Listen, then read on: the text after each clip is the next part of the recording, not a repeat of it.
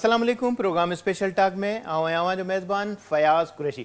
नाज़रीन, मौसमियात खाते पारां जुलाई जे सॼे महीने जे मुख़्तलिफ़ जेका हफ़्तनि जे हवाले सां डेटा जेका जारी कई हुई बरसातुनि जे हवाले सां, त 25 खां 35% पहिरीं हफ़्ते में, अहिड़ी तरह सां ॿिए हफ़्ते में 35% खां 50% ऐं टे ऐं चौथे हफ़्ते में 25 खां 75% बरसातुनि जी जेका अॻकथी कई वई आहे। अहिड़ी तरह सां ईंदड़ महीनो जेको अगस्त आहे उन जा जेके ॿ हफ़्ता आहिनि उन्हनि में बरसाति जी अॻकथी कई वई आहे ऐं ख़ासि तौर ते मौसमियात खाते पारां जेका अॻकथी कई वई आहे उन में निशानदेही कई वई आहे त जेका बरसाति थींदी उहा न सिर्फ़ु तेज़ बरसातूं हूंदियूं बल्कि उन में ॿीहर जेका बोर्ड जे हवाले सां जेका उहा बि निशानदेही कई वई आहे। त उन में हुकूमत खे PDMA खे इंतज़ाम करण जे हवाले सां हिदायत कंदे चयो वियो आहे त इंतज़ाम कया वञनि, छाकाणि जो गुज़िरियल दफ़े 2022 में इंडिकेशन ॾिनो वियो पर अहिड़ा इंतज़ाम न थी सघिया हुआ। उन मुक़ाबले में जिते बरसाति पई त उहा इंतिहाई शदीद हुई ऐं 2022 जी बोर्ड बि जेका बरसाती बोर्ड आई उहा समूरी सिंध ॾिठी त केतिरे क़दुरु तबाही आई, माण्हुनि जा घर तबाह थी विया, 21 लख जे लॻभॻि जेके माण्हुनि जा घर टुटी तबाह थी,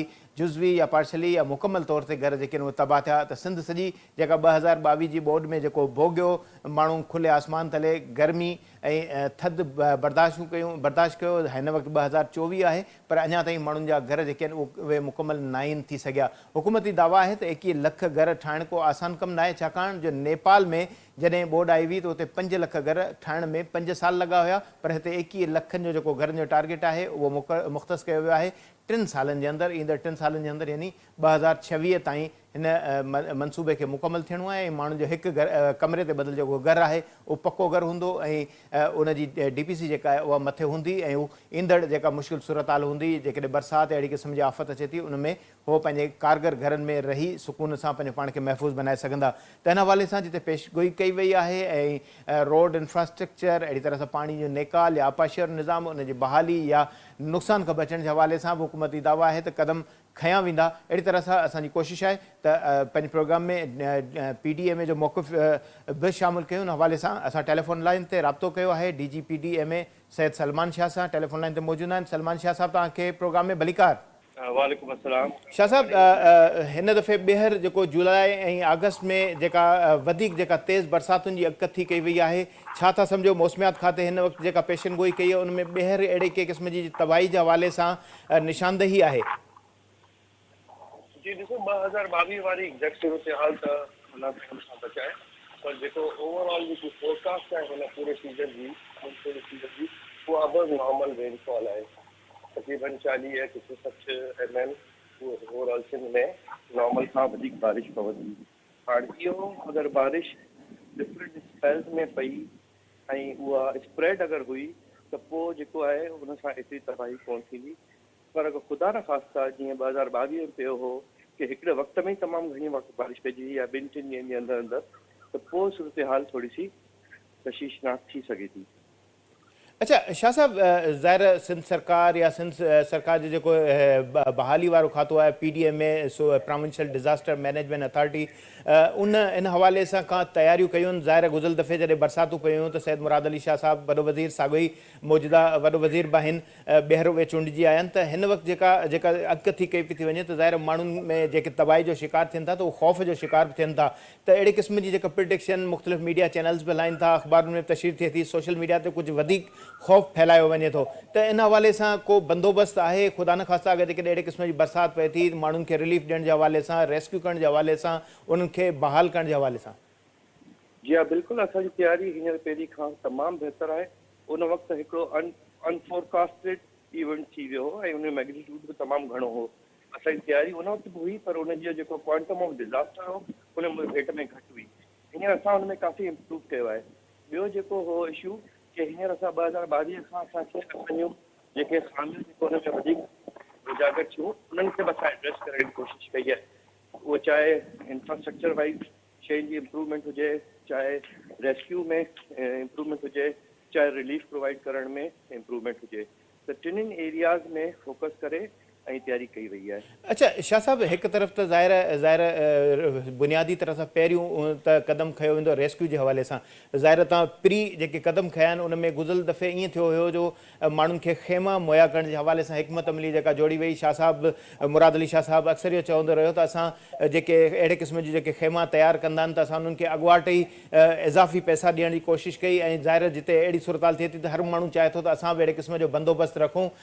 ज़ाहिर सिंध सॼी आहे, कराची जा 7 ज़िला ऐं 23 ज़िला बाक़ी जेके ॿहिराड़ी जा काउंट थियनि था उन में मेट्रोपॉलिटन सिटी बि आहिनि। त इन्हनि समूरनि शहरनि जे हवाले सां ईअं कहिड़ो बंदोबस्तु कयो, केतिरा खेमा जेको उन्हनि जी तयारी जो बंदोबस्तु कयो वियो आहे, या स्कूलनि जे हवाले सां अलर्ट कयो वियो आहे, इंतिज़ामिया जे हवाले सां कहिड़ो अलर्ट जो जारी कयो वियो आहे, त कहिड़े क़िस्म जा बंदोबस्तु कनि? बिल्कुलु, आउं तव्हांखे वरी 2022 ते रेफर कंदुसि। ॾिसो, असां जेको असांजो कॉन्टीजेंसी प्लान हूंदो हो, प्रीवियस जेकी असांजी हिस्ट्री हुई उन हिसाब सां असां तक़रीबन 60,000 फैमिलीज़ जे लाइ पाण वटि स्टॉक रखंदासीं। खेमा ऐं बुनियादी ज़रूरत जी जेकी शयूं हूंदियूं आहिनि, जेके रिलीफ आर्टिकल्स में शामिल थींदियूं आहिनि, उहे असां रखंदासीं। त तव्हांखे यादि हूंदो 2020 में बि हिकिड़ो वॾो इवेंट थियो जंहिंमें सदरन सिंध जा कुझु अदला मुतासिर थिया हुआ। कदीम, जावल वग़ैरह साइड ते ऐं उमर खांगड़। त असां उन खां पोइ पंहिंजी कॉन्टीजेंसी प्लान खे वरी रिवाइज़ कयोसीं ऐं असां तक़रीबन 80,000 प्लस जेको आहे उन ठाहींदासीं।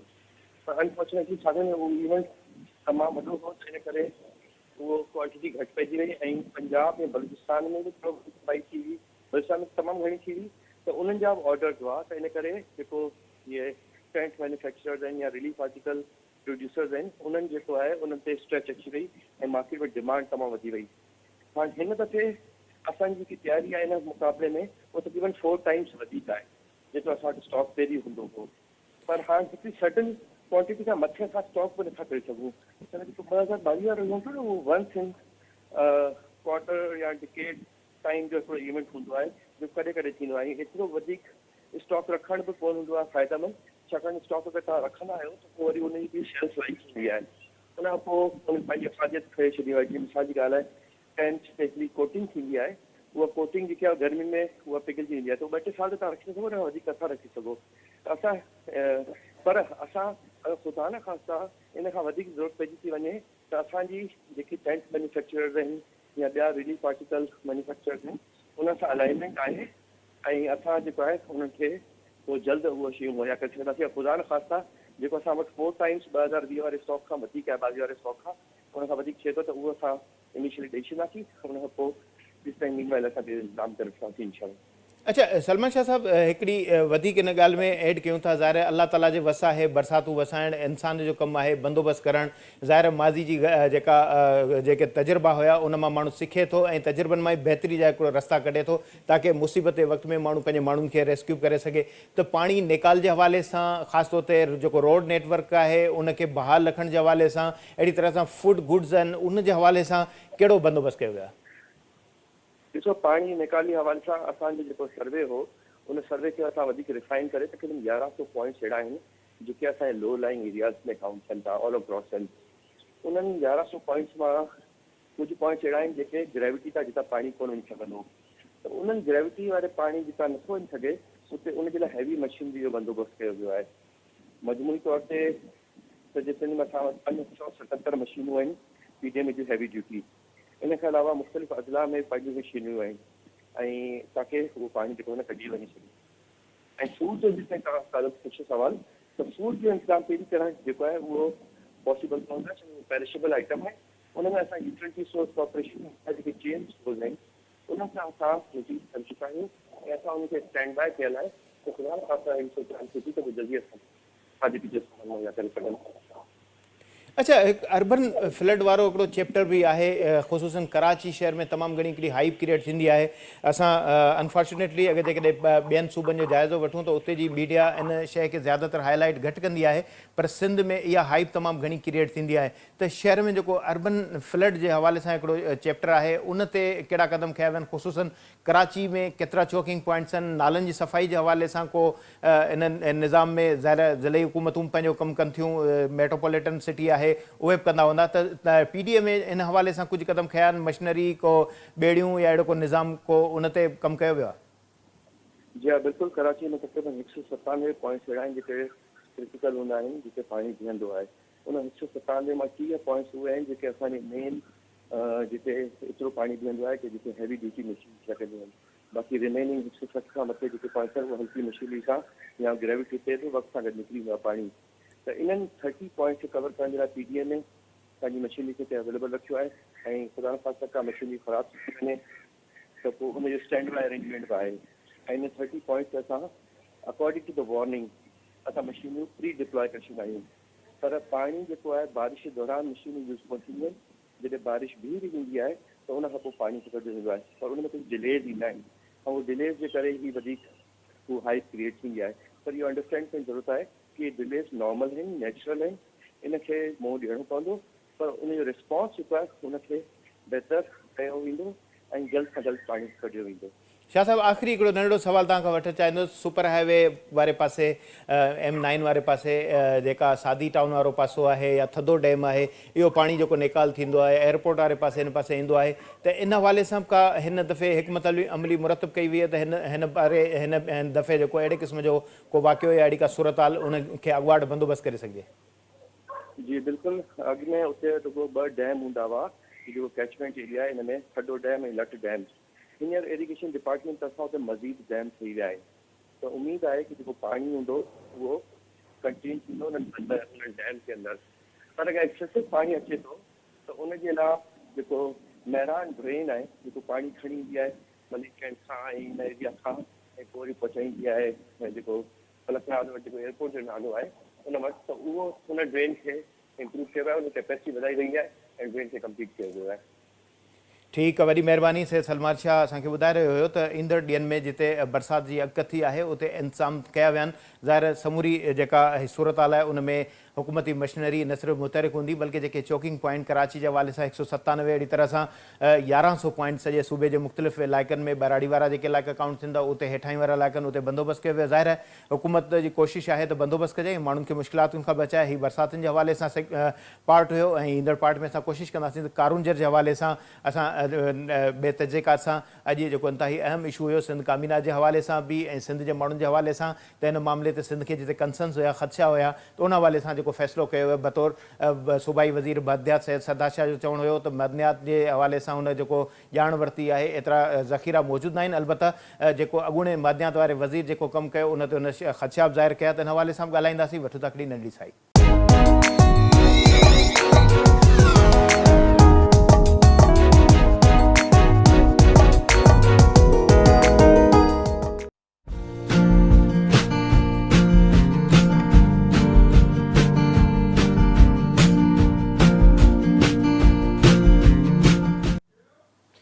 प्रोग्राम में ॿीहर भलीकार बरसाति जे हवाले सां ज़िक्र कयोसीं, पर सिंध में अॼु सिंध काबीना जो इजलास जेको हुयो उन में जेका कारूंजर वारो जेको इशू हुयो उन ते सूबे जे माण्हुनि में जिते ॻणती जी लहर छायल आहे उते सोशल मीडिया बि इन हवाले सां जेका मौजूदा सिंध हुकूमत आहे उन मथां छिती तनक़ीद करे रही आहे। इन हवाले सां अॼु काबीना जे इजलास खां पोइ जिते काबीना जे एजेंडा में 20 नंबर ते इहा एजेंडा शामिल हुई त कारूंजर जे वारे मामले ते सिंध काबीना फ़ैसिलो कंदी, त उन हवाले सां सूबाई वज़ीर इतलात शर्जील नाम मेमण ऐं मादनियात वारे वज़ीर सैयद सरदार शाह प्रेस कॉन्फ्रेंस बि कई। हुन पंहिंजी प्रेस कॉन्फ्रेंस में जेतोणीकि इन हवाले सां नफ़ी कई आहे त सिंध हुकूमत या सिंध में जेका हुक्मरानी कंदड़ जमात आहे पाकिस्तान पीपल्स पार्टी, उहा कारूंजर वारे मामले ते सिंध जे माण्हुनि सां गॾु बीठल आहे ऐं अहिड़ो को बि फ़ैसिलो न कयो वेंदो जंहिंसां सिंध जा माण्हू ॾुखारा थियनि, या अहिड़े ईअं चई सघिजे थो त माज़ी में जिते कालाबाग डैम जहिड़ो इशू, जिते सिंध न सिर्फ़ु सिरापा एहतिजाज हुई, उते कारूंजर वारे मामले ते निगरान दौर में बि जेका सिंध जो अवाम न सिर्फ़ु सिरापा एहतिजाज हुयो बल्कि कारूंजर जे हवाले सां माण्हुनि जूं मज़हबी या ईअं चइजे त सक़ाफ़ती जेके तालुक़ आहे उन बुनियाद ते माण्हू न सिर्फ़ु हिन मामले खे शदीद जेको ईअं सम्झे त जज़्बाती अंदाज़ में ॾिसनि था, बल्कि कारूंजर वारे मामले ते जिते नाराज़ पे इज़हार थो थिए त उते मौजूदा सिंध हुकूमत जे मथां बि तनक़ीद जा जेके नश्तर आहिनि उहे वसाया वञनि था। सैयद सरदार शाह जेतोणीकि वज़ाहत कई आहे, बल्कि उनखां इहो सवाल बि कयो वियो त 13 मई ते एहसन इक़बाल जी सदारत में इस्लामाबाद में इजलास बि थियो हुयो, उन इजलास में हुन शिरकत बि कई ऐं ख़ासि तौर ते इन हवाले सां छा एजेंडा में अहिड़े क़िस्म जो जेको मामिलो उथारियो वियो हुयो त उन ते बि संदसि इहो चवणु हुयो त अहिड़े क़िस्म जो मामिलो SIFC जो जेको इजलास हुयो 13 मई ते उन में थियो ई न हुयो ऐं एजेंडा जो हिसो ई न हुयो। बहरहाल वफ़ाक़ी हुकूमत सां गॾु वेंदड़ पीपल्स पार्टी जिते कारूंजर वारे मामले ते पंहिंजे मौक़िफ़ ते इहो मौक़िफ़ रखे थी त हू सिंध जे माण्हुनि सां गॾु बीठल आहे, पर माण्हुनि जा ख़दशा जेके आहिनि माण्हुनि खे ख़ौफ़ ॾियारीनि था त अहिड़े क़िस्म जो मामिलो थींदो ऐं सिंध ॿीहर जेका इन हवाले सां नतीजा भोगींदी। ऐं इन मामले ते असांखे जॉइन कयो टेलीफोन लाइन ते सीनियर तजुर्बेकार सहाफ़ी इज़हार सुमरो साहिबु। इज़हार साहिबु तव्हांखे प्रोग्राम में भलीकार। महिरबानी। इज़हार साहिबु, अॼु तव्हां सिंध काबीना जी जेका पोस्ट जेका प्रेस कॉन्फ्रेंस हुई उहा तव्हां ॿुधी, उन में शजीलनाम मेमण बि ज़ाहिर पंहिंजे काबीना जा जेके फ़ैसिला आया उहे ॿुधाया, पर मादनी वसीलनि वारो जेको वज़ीर हुयो सैयद सरदार शाह, जंहिंजो ख़ुदि तालुक़ु थर पार्कर सां आहे ऐं उन जेको कारूंजर वारो मामिलो जिते सिंध एहतजाज में रहे थी हमेशह ऐं निगरान दौर में त ख़ासि तौर ते जॾहिं हिकिड़ो वज़ीर निगरान सूबाई वज़ीर मादनी वसीला हुयो मीर ख़ुदा बख़्श मरी, उहो क़ुर मथे ते खणी प्रेस कॉन्फ्रेंसूं कंदो रहियो त जेको थर जो जेको ग्रेनाइट आहे या कारूंजर में जेका मौजूदु जेके मादनी जेके वसीला आहिनि उहे खरवे डॉलर जा आहिनि। त उन ते सरदार शाह उन बाबति सवाल जे जवाब में न सिर्फ़ु नाराज़ पंहिंजो बि इज़हार कयो ख़ुदा बख़्श मरीअ मथां, बल्कि उनजो इहो बि चवणो हो त उहो वज़ीर जेको क़ुर मथे ते प्रेस कॉन्फ्रेंसूं खणी कंदो रहियो उन ग़लति बयानी कई ऐं जेका हिकिड़ो वॾो मिक़दार ॿुधायो त खरवे डॉलरनि जो जेको ग्रेनाइट मौजूदु आहे, मादनी वसीला मौजूदु आहिनि, इहो सभु कूड़ आहे। हुन जॾहिं वज़ारत संभाली त वज़ारत संभालण खां पोइ हुन जाइज़ो वरितो ऐं ब्रीफिंग वरिती त अहिड़े क़िस्म जी का बि सूरत हाल साम्हूं न हुई। तव्हां कीअं था ॾिसो अॼु हिननि सूबाई वज़ीरनि जी प्रेस कॉन्फ्रेंस बि ख़ासि तौर ते पीपल्स पार्टी खे सोशल मीडिया में छिती तनक़ीद जो निशानो बणायो पियो वञे? ॾिसो, सभ खां पहिरीं त असां ॿुधंदड़नि ॾिसंदड़नि खे ॿुधाईंदासीं त इहा सिंध टीवी हुई जंहिं गुज़िरियल राति देरि सां इहा ख़बर ब्रेक कई त सिंध हुकूमत कैबिनेट में रखियल पंहिंजी एजेंडा ते अॼु फ़ैसिलो कयो आहे त उन ते पंहिंजो मौक़िफ़ इहो रखंदा त कारूंजर जे हवाले सां जेका खोटराई जी ॻाल्हि आहे या जेको बि मामिलो आहे उन में सिंध हुकूमत सिंध जे माण्हुनि सां गॾु आहे। तव्हांखे यादि हूंदो त इहा गुज़िरियल राति जी असांजी ब्रेकिंग न्यूज़ हुई सिंध टीवी जी, ऐं उन खां पोइ बाक़ी ॿियनि मीडिया बि उनखे फॉलो कयो। नंबर 2 इहो त हीउ जेको मामिलो आहे इन जी उन में हिकिड़ियूं ॻाल्हियूं मंदर जे साम्हूं आहिनि ऐं ॿियूं ॻाल्हियूं मंदर जे पोयां आहिनि। जेतिरी ॻाल्हि अॼु प्रेस कॉन्फ्रेंस में कई वई उन मां जेके असां नतीजा कढूं उहे 4-5 बुनियादी नतीजा आहिनि। हिकिड़ो इहो आहे त सिंध हुकूमत चवे थी त कारूंजर जे खे को बि ख़तरो न आहे, उनजी का बि कटाई न थींदी। त उते माण्हू हिकिड़ो सवाल उथारीनि था त ईअं छो आहे पहिरीं बिजाराणी जी वज़ारत में टेंडर थो थिए कारूंजर जो, वरी पोइ अवाम जे रद्दमल खां पोइ उहो टेंडर वापसि थो थिए। इहो टेंडर त ज़ाहिर आहे त पीपल्स पार्टी जी पोइ हुकूमत में ई जारी थियो हो। उन खां पोइ हिन भेरे बि जेको ई चवनि था त अहिड़ी का बि ॻाल्हि न आहे जो कारूंजर जे हवाले सां या नगर पार्कर जे हवाले सां ओवरऑल को मसइलो आहे या असां सिंध हुकूमत को अहिड़ो फ़ैसिलो कयो आहे। हाणे अचूं था त इन जा थोरा तफ़सील मालूम कजनि या पेरा खणजनि त SIFC जी जेका 13 मई ते इस्लामाबाद में मीटिंग थी हुई उनजी सदारत अहसन इक़बाल कई हुई। उनजी प्रेस रिलीज़ सोशल मीडिया ते हर जाइ ते मौजूदु आहे, उनजे वेबसाइट ते मौजूदु आहे। उन में वाज़े तौर ते चयो वियो हो त लाॻापियल वज़ारतुनि जे वज़ीरनि सूबनि जे वज़ीरनि बि शिरकत कई आहे ऐं सीधी अणसीधी रीति सैयद सरदार शाह जेको सिंध जो मादनियात जो वज़ीर आहे उन बि इहा ॻाल्हि चई त हू पाण हिन मीटिंग में हुयो। बाक़ी रही ॻाल्हि एजेंडा जी त छा नगर पार्कर जे ग्रेनाइट जी खोटाई करण वारे मामले जी एजेंडा उन मीटिंग में हुई या न हुई, उन हवाले सां असां जेका बि ॻाल्हि करियूं उनजी एतिरी वॾी अहमियत न आहे जंहिंखां वॾी अहमियत ख़ुदि सिंध हुकूमत जे कैबिनेट जी एजेंडा डिटेल्स जी आहे, जंहिंमें वाज़े तौर ते इस्म नंबर 20 में लिखियल आहे त नगर पार्कर जे ग्रेनाइट जी एक्सकेवेशन माना खोटाई जे प्रोजेक्ट जे हवाले सां जेको फ़ैसिलो इस्लामाबाद में थियो आहे उन ते ॻाल्हि ॿोल थींदी। हाणे सिंध जा माण्हू हिननि अॼोकी प्रेस कॉन्फ्रेंस खां पोइ हिकिड़ो मासूमाणो सुवाल इहो पुछनि था त जेकॾहिं इस्लामाबाद में को फ़ैसिलो न थियो हो त पोइ सिंध काबीना इस्म नंबर 20 में इहो मामिलो छो रखियो। सही। हाणे ॿियो सवाल सिंध जा माण्हू इहो बि कनि था त जेकॾहिं उहो नगर पार्कर सां जुड़ियल आहे ऐं कारूंजर सां न आहे जुड़ियल, असीं सम्झूं था त कारूंजर हिकिड़ो मख़सूस एरिया आहे ऐं नगर पार्कर हिकिड़ो पूरो तालको आहे ऐं ऑलरेडी असांखे इहा बि ख़बर आहे त ऑलरेडी उते कोहनूर वारी कंपनी खां वठी FWO ताईं मुख़्तलिफ़ प्रोजेक्ट्स ऑलरेडी हली रहिया आहिनि। इहो जेको गुलाबी पत्थर आहे उहो तव्हां हर रोज़ निकिरे थो ऐं महीने में 5000 टन जे क़रीब उन्हनि जी पथर जी उतां एक्सकेवेशन थिए पई ऑलरेडी ऐं इहो प्रोजेक्ट 2016 खां आहे। सवाल इहो आहे त ही कहिड़ो नओं प्रोजेक्ट आहे जंहिंजी SIFC इस्लामाबाद में मंज़ूरी वरिती आहे, जंहिंमें सिंध हुकूमत जा नुमाइंदा बि मौजूदु आहे।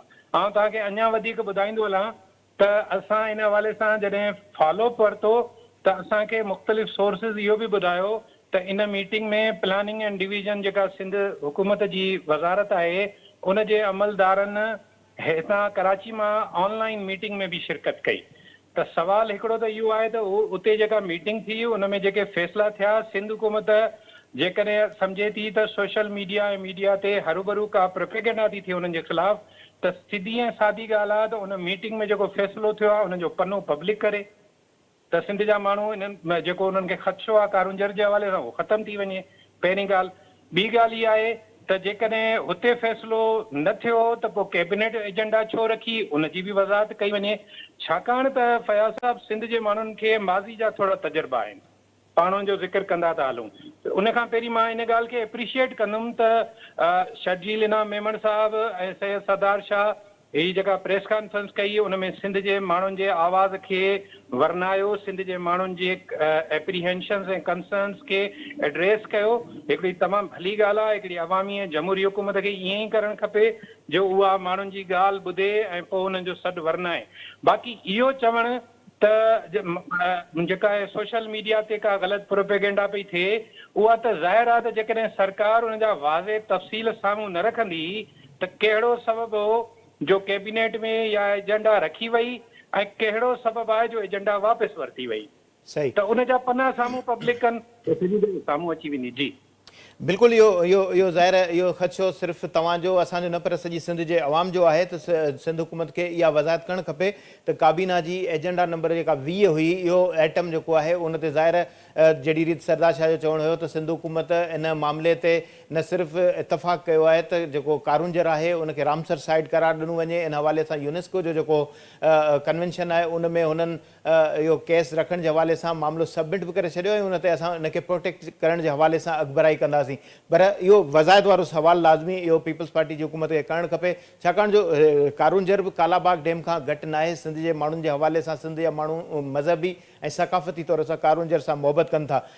पर हिकिड़ो ॿियो बि मामिलो जेको हिन काबीना जी ब्रीफिंग जेका प्रेस कॉन्फ्रेंस हुई उन में सरदार शाह खां सवाल कयो वियो त अॻूणो हिकिड़ो वज़ीर हूंदो हुयो, निगरान वज़ीर हूंदो हुयो जेको क़ुरान शरीफ़ मथे ते खणी प्रेस कॉन्फ्रेंस कंदो हो ऐं $1 ट्रिलियन जी जेका ॻाल्हि कंदो हुयो त मादनियात मौजूदु आहे ऐं उनखे हुन रद्द कयो आहे त इहा जेका दावा आहे उहा ग़लति आहे, बल्कि हुन हिकिड़ो इल्ज़ाम बि मड़ियो आहे त चोरी कई वई आहे मादनियात खाते जी ऐं जेको रिकॉर्ड आहे खुदाबख्श मरी साहब निगरान वज़ीर हुयो उहो जेको रिकॉर्ड खणी वियो आहे, इनखे अगरि जेकॾहिं उहो रिकॉर्ड वापसि न कंदो त उनजे मथां केस दाख़िल कयो वेंदो। त हाणे इन मामले ते यकीनन असांखे ख़दशा आहिनि, छाकाणि जो खुदाबख्श मरी जेको अॻूणो निगरान वज़ीर हो मरी साहब उहो ख़ुदि हिकिड़ो ठेकेदार बि आहे ऐं मूं जेतिरे क़दुरु कारुंजर जो जेको दौरो थियो हो उन में ख़ुदि हुन सां गॾु दौरे में कारुंजर जी टकरीन ते मथे बि सॼी सूरताल ॾिठी, असांखे हुननि ॾेखारे ख़दशा ख़तमु करण जी कोशिशि कई हुई त अहिड़े क़िस्म जो जेको रिकॉर्ड जेको चोरी थिए थो सम्झो था त इहा सिंध जे हक़नि सां जेका मफ़ादनि सां हथ चुरांद न आहे।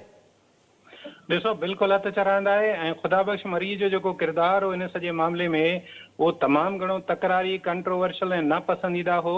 हुन इनखे ॼण त ज़ाती मसइलो सम्झी वरितो त हर सूरत में कारुंजर जा इहे जबल ड्राए खोटे ऐं उनजो विकिरो कयो वञे। तव्हांखे मां ॿुधाईंदो हलां त दुनिया में सभ खां बहितरीनु ग्रेनाइट जेको आहे उहो इटली मां मिलंदो रहियो आहे, पर हाणे चवनि था त उहो नापे थींदो पियो वञे, उनजी एतिरी सॼी दुनिया में विकिरो थियो आहे जो हाणे उनजी अवेलेबिलिटी न आहे। त उन खां पोइ ॿिए नंबर ते दुनिया में जेकॾहिं को शानदार क़िस्म जो ग्रेनाइट आहे त उहो पाण वटि हिते नगर पार्कर में आहे, तंहिंजे करे उन में अखियूं त ज़ाहिर ई हूंदियूं ऐं खुदाबख्श अकेलो बि न आहे इन कम में, ईअं खणी सम्झो। पर हीउ जेको तरीक़ेकार आहे त हिकिड़ो वज़ीर समूरो रिकॉर्ड खणी वञे, अगेन इन सां बि उहे ई ख़दशा पैदा थियनि था जेके ख़दशा मूं सवेल ॻाल्हि कई त उन मीटिंग जे हवाले सां थियनि था जेका 13 मई ते थी। अगरि हुन में का ॻाल्हि न थी आहे त पब्लिक कई वञे। खुदाबख्श मरी खे बि वाज़े करणु खपे त उहो रिकॉर्ड छो खणी वियो आहे, इहो सरकार जो रिकॉर्ड आहे।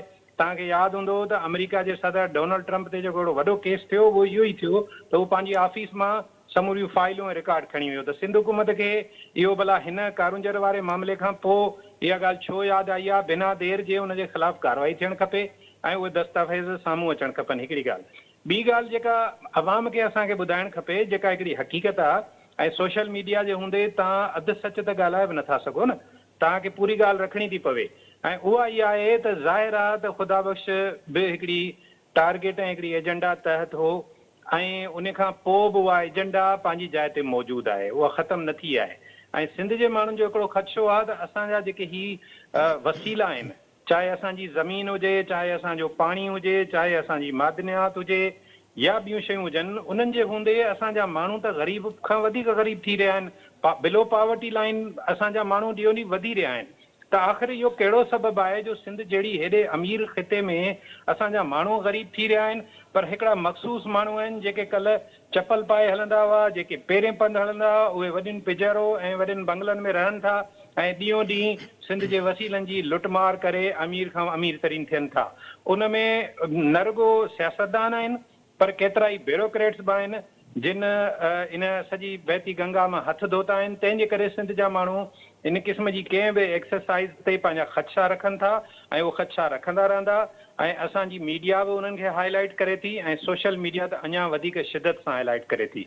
तंहिंजे करे हिननि खे जेके पंहिंजियूं प्रैक्टिसिस ठीकु करणियूं पवंदियूं ऐं सिंध जे वसीलनि जी जेका लुटमार आहे उनखे रोकणो पवंदो। अच्छा एज़ार साहब, इन मामले ते ज़ाहिर जिते सिंध हुकूमत पंहिंजो पाण खे इन ख़दशनि खां आजो करण जे हवाले सां ज़ाहिर प्रेस कॉन्फ्रेंस में सवालनि जा जवाब ॾिना आहिनि ऐं माण्हुनि खे ख़ातिरी कराइण जी कोशिशि कई आहे त असां को बि कारूंजर खे खपाइण जे हवाले सां फ़ैसिलो नाहे कयो। नई पीपल्स पार्टी जी क़यादत अहिड़ो क़िस्म जो को फ़ैसिलो करे सघे थी, छाकाणि जो निगरान दौर में People's Party chairman Bilawal Bhutto बि हवाले सां पंहिंजी स्टेटमेंट जारी कई हुई।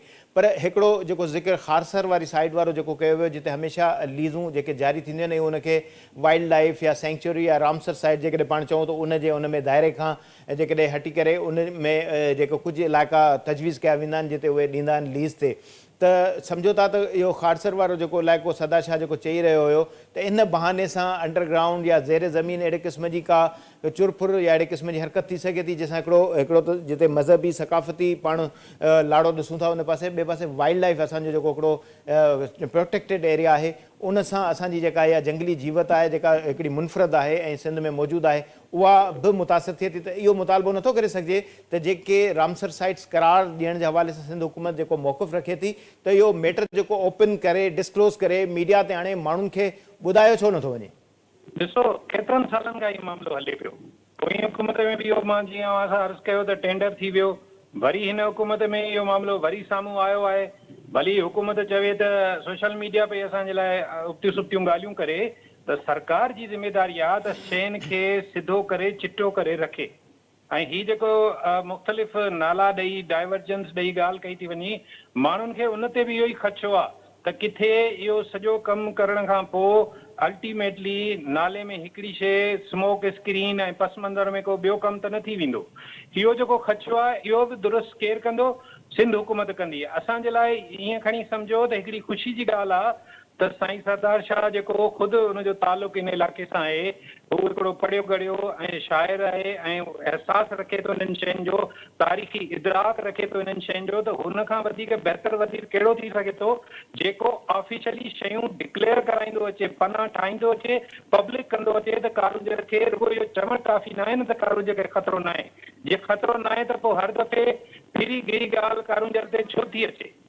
सवाल त इहो थो थिए न। सिंध जी सान्या मंदनि बि तव्हां ॾिसो त पब्लिकली सवाल उथारिया आहिनि। इहो सवाल जामी चांडे खां वठी ॿियनि समूरनि दानिश्वरनि बि कयो आहे। हाणे सवाल जेके आहिनि माण्हू कंदा, जवाब ऐं मुतमिन करणु सरकार जो कमु आहे। तंहिंजे करे सरकार डिक्लेयर करे शयूं। एज़ार साहब, हिकिड़ो त प्रोग्राम जो वक़्तु महदूदु आहे, हुन में आउं चाहियां थो हिकिड़ो आख़िरी सवाल बि वठी वठां। जहिड़ी तरह सां तव्हां सरदार शाह जो ज़िक्र कयो त हिकिड़ो लिटरेट माइंडेड पढ़ियल गढ़ियल माण्हू आहे, पर ज़ाहिर उनजी हिकिड़ी पंहिंजी वर्थ बि आहे, ॻाल्हाइण जो बि ॾाढो चुस्त सगारो सूबाई वज़ीर आहे, छाकाणि जो उन जो मुतालियो तमामु घणो वसी आहे, शाइर बि आहे, अदीब आहे। ज़ाहिर अहिड़ा माण्हू पंहिंजे ख़िते सां पंहिंजे इलाइक़े सां मोहबत यकीनन कंदा आहिनि ऐं हू यकीन उनखे बि करणु खपे छाकाणि जो हू उन इलाइक़े मां ई आहे। पर इहा वज़ारत जॾहिं मादनियात वारी सरदार शाह खे ॾिनी वई त सम्झो था त उहो सिर्फ़ु इन काज़ जे लाइ ॾिनी वई त हू इन इलाइक़े खे सम्झे थो, हू इन में ॿ हिकिड़ी पॉइंट्स निकिरी सघनि थियूं। हिकिड़ो त जेकॾहिं हू मुक़ामी माण्हू आहे त पंहिंजे माण्हुनि खे राज़ी बि करे सघे थो। ॿियो इहो त हू जेको समझदार सुलझू माण्हू आहे हिन मामले ते सोल्यूशन जे हवाले सां हिकिड़ो पंहिंजो सुठो ओपिनियन रखे थो। त सम्झो था त सरदार शाह खे फासायो वियो आहे या सरदार शाह मां सुठो कमु वठण जी कोशिशि कई वई आहे? ॾिसो असां त पॉज़िटिव साइड ॾिसंदासीं न। मां सम्झां थो त जेको सन ऑफ द सॉइल आहे हुतां जे माण्हुनि सां हुनजो तालुक़ु आहे, वास्तो आहे, उथण वेहण आहे, उन खां बहितर हुतां जे माण्हुनि जी कल्चरल, रिलीजियस, हिस्टोरिकल ऐं जियोलॉजिकल, इन्वायरमेंटल सभु इकोसिस्टम सभिनि सां तालुक़ु आहे कारुंजर जो। उनखे सरदार शाह खां वधीक ॿियो केरु सम्झंदो हूंदो, तंहिंजे करे इज़ द राइट कैंडिडेट। हाणे ॻाल्हि इहा आहे त असां चऊं था त हू पंहिंजी लेगेसी छॾे वञे, हिकिड़ी शानदार लेगेसी छॾे वञे, त अहिड़े तरीक़े सां, अहिड़ी लिख पढ़ करण सां, यूनेस्को सां ॻाल्हाए, सिंध हुकूमत डॉक्यूमेंटेशन करे, जियोलॉजिकल सर्वे कनि, डिमार्केशन्स कनि, वाज़े कनि त हिन बिल्ट में केरु बि का बि कोशिशि कंदो पथर कढण जी, कारुंजर खे टुकण जी, त सिंध हुकूमत हुनखे इजाज़त न ॾींदी, नंबर 1। ॿी ॻाल्हि मां तव्हांखे ॿुधाईंदो हलां, साईं सरदार शाह खे हिकिड़ो एडवांटेज इहो बि आहे त जेका माइंस एंड मिनरल जी मिनिस्ट्री आहे उहा सूबे जी आहे, यानी कि सूबे जो अख़्तियार आहे 8वीं तरमीम खां बि, त हू हिन हवाले सां कहिड़ो बि फ़ैसिलो करे। असां इहो सम्झूं था त तस्वीर जे पुठियां, मंदर जे पुठियां ज़ाहिरी हिकिड़ा प्रेशर फैक्टर्स बि आहिनि, हिकिड़ा इंट्रस्ट फैक्टर बि आहिनि हिकिड़ियुनि धुरियुनि जा, जेके चाहिनि थियूं त भले शयूं हेॾां खां होॾे थी वञनि पर इहो कमु थिए ऐं खोटायूं थियनि। ऐं जेको ख़ुदा बख़्श मरी हो उहो उन्हनि जे ई चवण ते, उन्हनि जे ई इशारे ते उहो सभु कुझु करे रहियो हो ऐं हिकिड़ी शिदत सां करे रहियो आहे। ज़ाहिर आहे त उहा साईं सरदार शाह मां असां इहो उमेद नथा रखूं त उहो अहिड़ी ॻाल्हि कंदो, न ई हींअर ताईं उन का अहिड़ी ॻाल्हि कई आहे। तंहिंजे करे इहो चवणु त उनखे इहा वज़ारत कंहिं इम्तिहान में विझण लाइ ॾिनी वई आहे, मां सम्झां थो इहो दुरुस्त न आहे। हू हिकिड़ो सोच रखंदड़ माण्हू आहे ऐं असांखे उमेद आहे त हू हिन मसइले जो मुस्तक़िल हल कढंदो। सवाल बुनियादी सिर्फ़ु ऐं सिर्फ़ु इहो आहे त मसइले जो मुस्तक़िल हल कढियो वञे, त हर भेरे आख़िर कहिड़ो सबबु आहे, इहो त सिंध हुकूमत तहक़ीक़ करे न, त आख़िर कहिड़ो सबबु आहे जो कारुंजर जो मामिलो कोर्ट में बि वाज़े तौरु ॾिनल आहे। सिंध हुकूमत जे मुख़्तलिफ़ कानूननि तहत 1909 खां वठी अहिड़ा कई कानून आहिनि जेके पाबंद कनि था त कारुंजर खे टच न आहे करिणो। उन जे बावजूदि फिरियो भिरियो हिकिड़ी ॻाल्हि अचे थी त कारुंजर खे जेको टुकण जी ख़्वाहिश आहे उनजो ट्रोड़ हिकिड़ो ई आहे त मुस्तक़िल बुनियादनि ते मसइले खे हल करण लाइ सिंध हुकूमत वाज़े फ़ैसिला करे ऐं उन्हनि फ़ैसिलनि खे पब्लिक करे, जेकॾहिं उहा करे सघे थी। ठीकु, वरी महिरबानी। प्रोग्राम जे वक़्तु इजाज़त नथो ॾिए, न त हीउ तमामु हसास इशू बि आहे ऐं सिंध जे माण्हुनि जी दिलि खे लोॾण वारो बि इशू आहे। असां चाहियूं था त इन मामले ते जहिड़ी रीति इज़ार साहब इहा ॻाल्हि कई त सरदार शाह जहिड़ी रीति पढ़ियो गढ़ियो ऐं सुलझो माण्हू आहे ऐं ख़िते जो उन इलाइक़े जो माण्हू आहे, उन माण्हुनि खे बख़ूबी ॼाणे बि थो, उन्हनि जे मिज़ाज खे बि ॼाणे थो, उन्हनि जे मज़हबी अक़ीदनि ऐं सक़ाफ़त खे बि ॼाणे थो, तारीख़ खे बि ॼाणे थो, जंगली जेका हयात आहे, जंगली जेका जीवत आहे उनखे बि ॼाणे थो। त उन समूरनि फैक्टर्स खे गॾु कजे त हू मोहबत कंदड़ शाइर आहे, त उनखे वाक़ई बि उन मामले ते अहिड़ो सोल्यूशन कढणु खपे ताकी सिंध जा माण्हू खेसि हमेशह यादि कंदे तारीख़ में यादि रखनि त हिकिड़ो सरदार शाह हुयो जे सिंध जे कारुंजर खे बचाइण जे हवाले सां हिकिड़ो अहिड़ो नुक़्तो कढियो जो कंहिंखे इहा ज़रूरत न थी त को सिंध जी हिन सक़ाफ़त सां छेड़छाड़ करे सघे। प्रोग्राम जो वक़्तु पुॼाणी त पतो, इजाज़त ॾींदा, अला भाई।